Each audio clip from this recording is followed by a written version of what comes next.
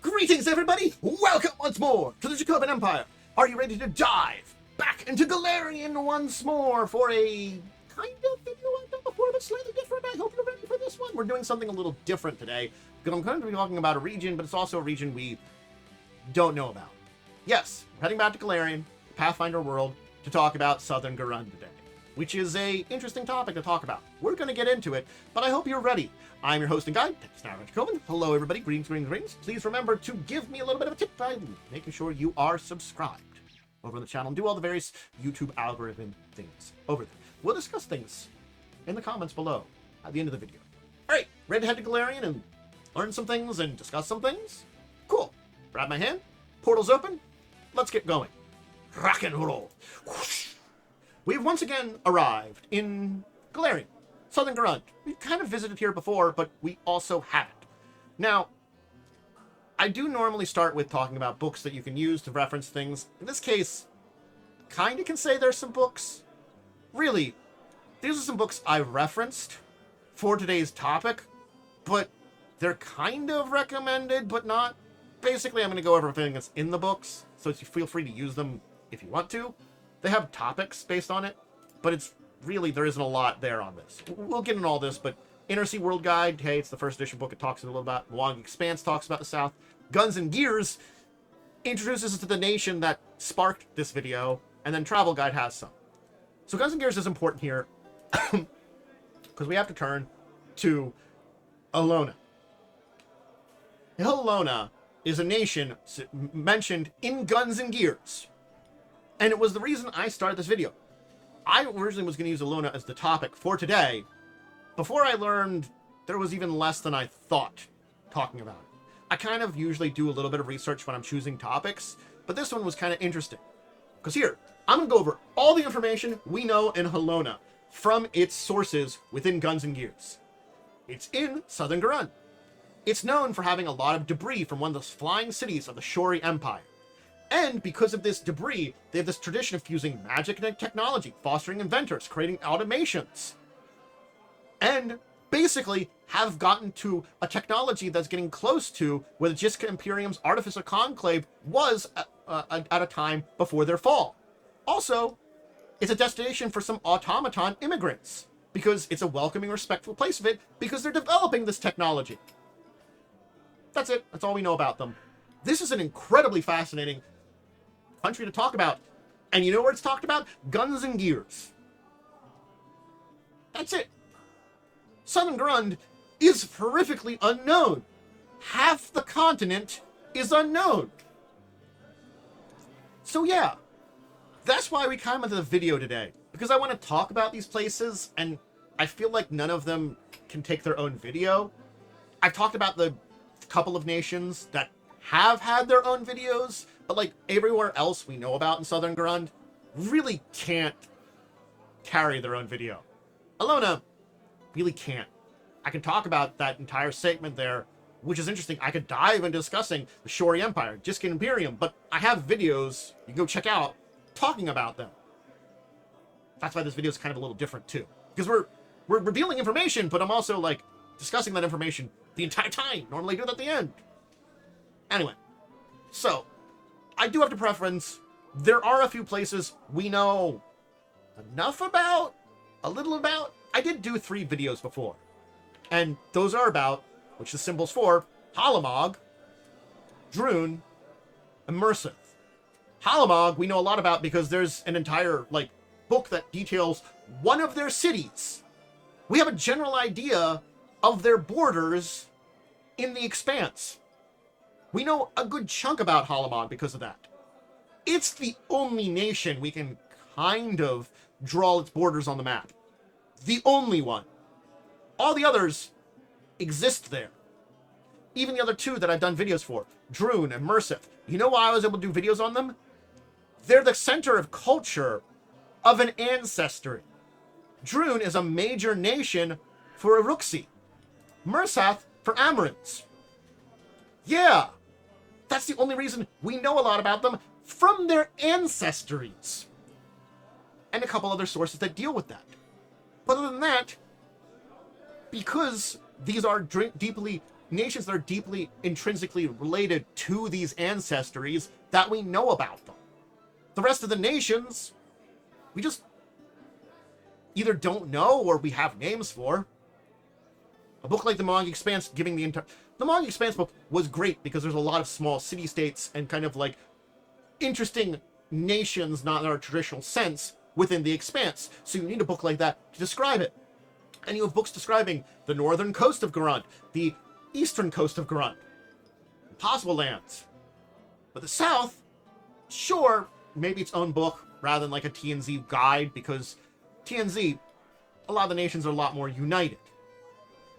There aren't as much cultural diversity.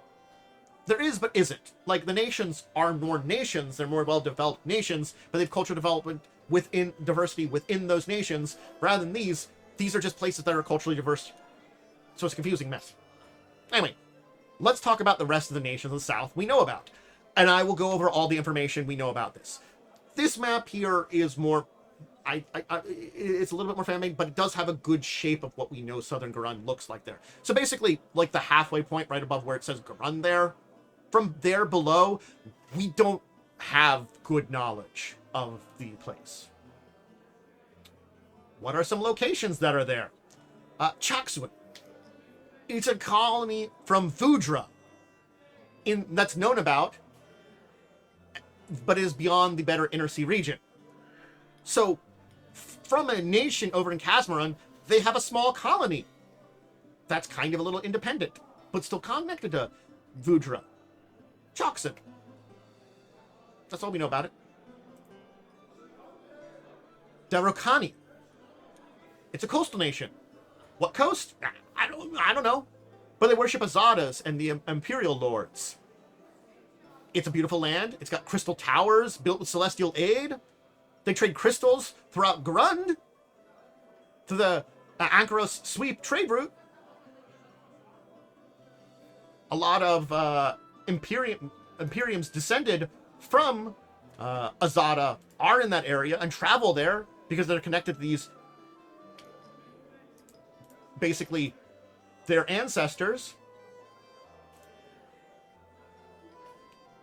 And there are actually some schools from Grandmother Spider, some mama schools there. Again, this is not getting into the worship of Grandmother Spider, but mama schools will be mentioned a few times because we know of them being there through Grandmother Spider. They're basically, she doesn't have former churches. These got these things called mama schools that are kind of their churches. It's the closest thing to organized religion there. They teach reading, writing, history, art, have a lot of self-reliance, self-improvement kind of things. A lot of dungeons beyond moralities and conventional loyalties and morality. Just as a summarize there. But there's some schools there of that. They're there. Let's keep going to the Kazul, a triad of unified city-states where Bakir humans are, which are located south of Kaliso Jungle in southern Garund. It's a trading hub where people can buy goods from all over central and southern Garund. Again, it's got another mama school there. Cool, there. But she abhors some of the traditions that exist within the Bakir people. Because again, the Bakir people, they're very undeveloped. The Bakir. I feel like, again, it's similar to some of the ancestries that we don't have a good look on them because they're not really well developed as a group. It is a major subgroup of humans in Garund, and we don't know about a lot of them. We know they've got some traders, some slavers. Many of them have a lot of tall heights, some of them reaching 7 foot. Again, they have a lot of the same skin and hair colorations of a lot of the Long Expanse. We know there's groups of them that do worship, particular some demons. That's it. And again, we don't know how much of that is here, because again, we've got the mama schools that are like there and basically tolerated and connected to this country. So, is there a lot of the slavery problem, or is it in other places? Because these aren't all the Bakir humans are. Neverbatch. Sometimes spelled a little different. There's a couple spellings of it. This is one that, hey, we have a little bit more information on because we know a capital. Yeah, I know. We've gone insane now. We have the name of a capital of one of these places. Madness. Its capital is Domathari. It's got an elected council. Here's where we know a lot about it, because it's the ancestral home of the Anadai. The Anadai, we don't have a lot of deep dives into them. The Iruxi, the Amorans, we have more on them because they're older species. The Anadai haven't been visited as much. The shape-changing spider people. Yeah, we know that their nation is here. It is a coastal nation too. They export a lot of silk. It's one of the major trade goods. They trade with the Makembe dwarfs of the Teruwa uplands a lot. And they have some silks that even draw the eyes of the Paizo shackles. It's not just Anadai, but Anadai is the main language there, and their major population is there. And they do worship, again, Grandmother Spider. Nana Spider, as they call her. She's worshipped at a national level, with clerics and oracles in a lot of positions. Songs, stringing images, dance feasts. And they believe that she rescued them from ancient servitude. Other than Dormathi, we know Majabi is another city that they have.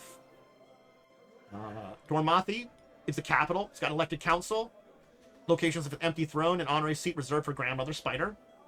Madabji is their scholars congregate, where the first weave, immaculately through tapestry, the earliest transformation spells can be found. That's a lot more information than most of these.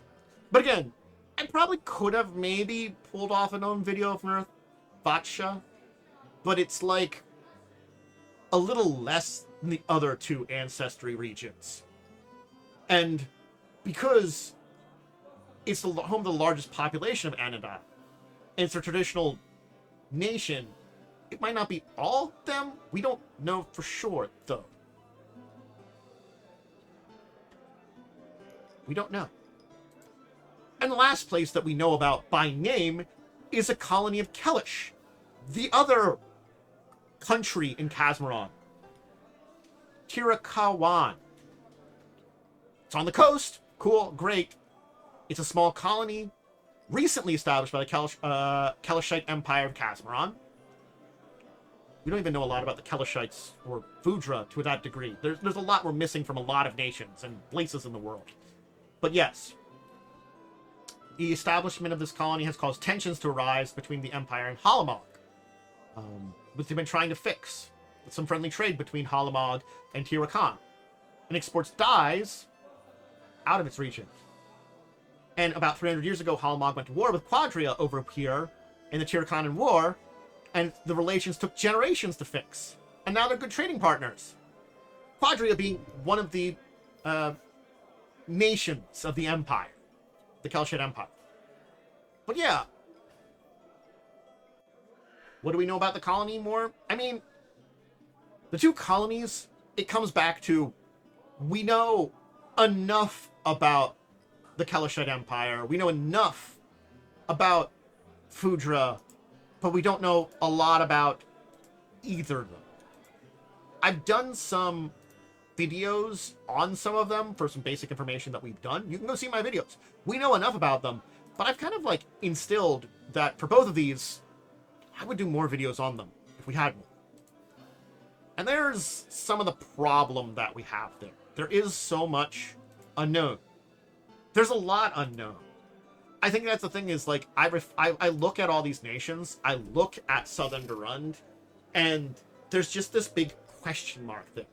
Beyond the kind of borders of Halamog we know about, we know there's a bunch of coastal places. What about the inner Southern Garund?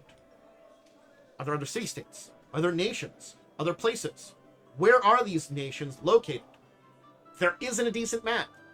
We kind of know the shape of Southern Garund. We kind of know it's there. It's basically, there are a lot of continents we don't know about. Arcadia, for one thing. Kazmaron is a big question mark. But the thing is, a good chunk of Kazmaron we know about, and the rest of Kazmaron we know there isn't as much there. Not that there isn't peoples and, you know, small city-states, smaller nations, but a lot of them aren't those big territories of Aveston or TNZ or Northern Garund.